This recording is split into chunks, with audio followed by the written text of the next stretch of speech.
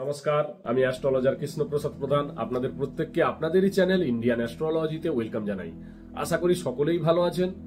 আজকে আলোচনা করব মকর রাশির জাতক জাতিকাদের 2024 সাল কেমন যাবে। কারণ 2023 তো আমাদের কোনোভাবেই কাটলো, কিন্তু 2024 সাল আমাদের জন্য কি বার্তা নিয়ে আসছে সেই নিয়ে কিন্তু বিস্তারিত আলোচনা করব। বার্ষিক রাশিফল সাধারণত ক্ষেত্রে আমরা যে 4টি প্ল্যানেটকে নিয়ে করে থাকি, সেই 4টি প্ল্যানেট হলো গ্রহরাজ শনি, রাহু, কেতু এবং দেবগুরু বৃহস্পতি। কারণ যে সমস্ত প্ল্যানেটের গোচর দীর্ঘদিন ধরে এক একটি রাশিতে হয়ে থাকে, সেই প্ল্যানেটকে নিয়েই কিন্তু আমরা বার্ষিক রাশিফল করে থাকি।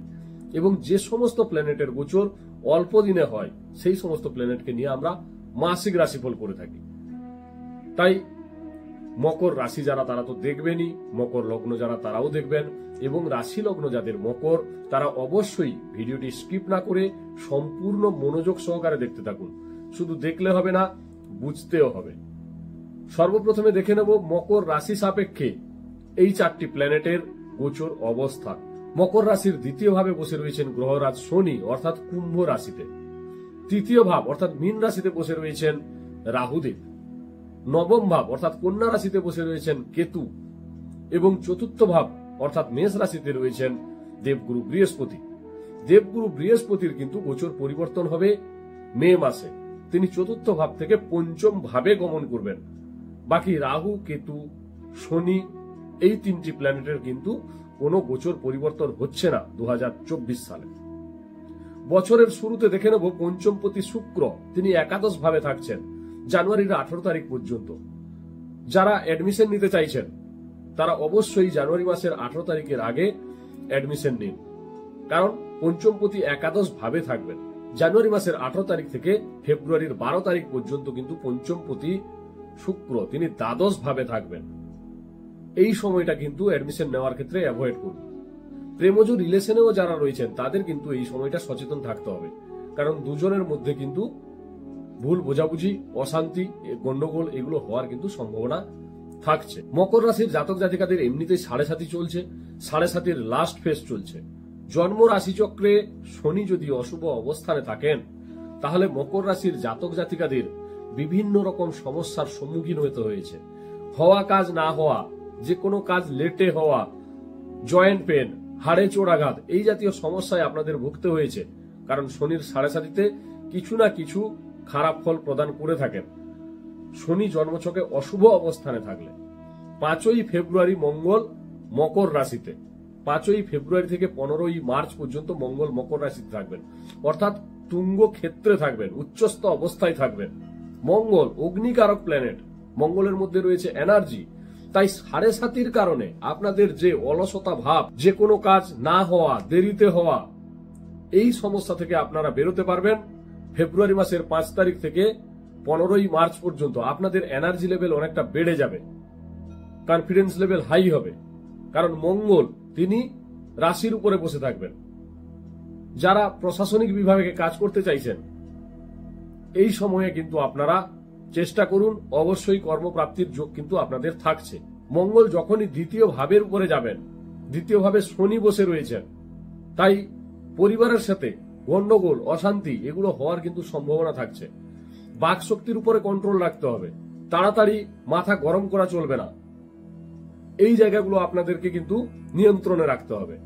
শনি দ্বিতীয় ভাবে বসে রয়েছেন, জন্ম রাশি চক্রে শনি শুভ অবস্থানে থাকলে আপনাদের আর্থিক জায়গাটা কিছুটা হলেও শ্রীবৃদ্ধি বাড়বে, আর্থিক জায়গা ভালো হবে। কিন্তু শনিদেব জুলাই মাসে বক্রি হচ্ছেন। জুলাই মাসে যখনই বক্রি হবেন তিনি কিন্তু ফার্স্ট হাউসের ফলটা কিছুটা দেবেন, অর্থাৎ রাশির ফলটা দেবেন। যখনই রাশির ফল দেবেন আপনাদের মধ্যে অলসতা বেড়ে যাবে, আপনাদের মধ্যে জেদ বেড়ে যাবে। এগুলোকে আপনাদেরকে কন্ট্রোলে রাখতে হবে। আপনাদের হাড়ের সমস্যা, জয়েন্ট পেন এগুলো হওয়ারও কিন্তু সম্ভাবনা থাকছে, যেহেতু শনির 7.5 লাস্ট ফেজও চলছে এবং শনিদেব যেহেতু জুলাই মাসে বক্রি হচ্ছেন, তাই তিনি ফার্স্ট হাউসের ফলটা দেবেন। মানসিক অবসাদ, ডিপ্রেশন এগুলোও কিন্তু জুলাই মাসের পরে আপনাদের কিছুটা বাড়বে। দেখুন, সব ভালো ভালো বলে চলে গেলাম, কিন্তু ভালো নয়। যেটা প্র্যাকটিক্যাল, যেটা হওয়ার সম্ভাবনা রয়েছে, যেটা আপনাদের রাশি সাপেক্ষে গ্রহের গোচর যে ফল ইন্ডিকেশন দিচ্ছে আমি সেটা নিয়েই কিন্তু আলোচনা করছি। আমি শুধু ভালো বলে যাব আপনাদের ঘটবে না সেটা নয়, যেটা হওয়ার আমি সেটাই বলছি। রাহু তিনি বসে রয়েছেন তৃতীয় ভাবের উপরে। দেখুন, আগেও বলেছি এখনো বলছি, তৃতীয় ভাব, ষষ্ঠ ভাব, একাদশ ভাব, অর্থাৎ আমরা যাকে উপচয় স্থান বলি, জ্যোতিষশাস্ত্রে উপচয় স্থান বলা হয়, সেই উপচয় স্থানে অশুভ গ্রহ কিন্তু ভালো ফল দিয়ে থাকেন। রাহু অশুভ গ্রহ, তিনি তৃতীয় ভাবে বসে রয়েছেন, তিনি কিন্তু আপনাদেরকে এখানে ভালো ফল প্রদান করবেন। আপনাদের ছোটখাটো ট্যুর হতে পারে, যারা ঘুরে ঘুরে কর্ম করেন তাদের ক্ষেত্রেও কিন্তু ভালো ফল আপনারা পাবেন। রাহু তৃতীয় ভাব থেকে আমরা সাহস, পরাক্রম বিচার করে থাকি। যারা আইনি মামলায় রয়েছেন, রাহু সেখান থেকে কিন্তু আপনাদেরকে বের করে আনবেন। রাহু জন্মরাশি চক্রে কিন্তু শুভ অবস্থানে থাকলে। নবম ভাবের উপরে কেতু রয়েছেন। কেতু আধ্যাত্মিক কারক গ্রহ, আধ্যাত্মিক প্ল্যানেট হচ্ছেন কেতু। আধ্যাত্মিকতা বাড়াবেন, আপনাদের মধ্যে স্পিরিচুয়ালিটি সেটা বাড়বে, কিন্তু পিতার শরীর স্বাস্থ্য নিয়ে একটু সচেতন থাকতে হবে। এবং কেউ যেন আপনার পিতাকে ভ্রমিত না করে, ভুল ইনফরমেশন না দেয়, তাতে কিন্তু পিতার সাথে গন্ডগোল বা অশান্তি এই জাতীয় সমস্যা হওয়ার কিন্তু সম্ভাবনা বেড়ে যাবে। এই দিকে আপনাদেরকে সচেতন থাকতে হবে। দেবগুরু বৃহস্পতি তিনি চতুর্থ ভাবের উপরে বসে রয়েছেন, কেন্দ্রস্থানে বসে রয়েছেন, দ্বাদশপতি। বাড়ির কারণে কোনো কিছু ক্রয় করলেন, সেই জন্য খরচা হতে পারে, জমি কিনতে পারেন। চতুর্থ ভাবে বৃহস্পতি বসে রয়েছেন, দ্বাদশপতি এবং তৃতীয়পতি তিনি চতুর্থে। খরচ বৃদ্ধি হতে পারে, বাড়ি থেকে আপনাকে বাইরে থাকতে হতে পারে। কতদিন পর্যন্ত? এপ্রিল পর্যন্ত।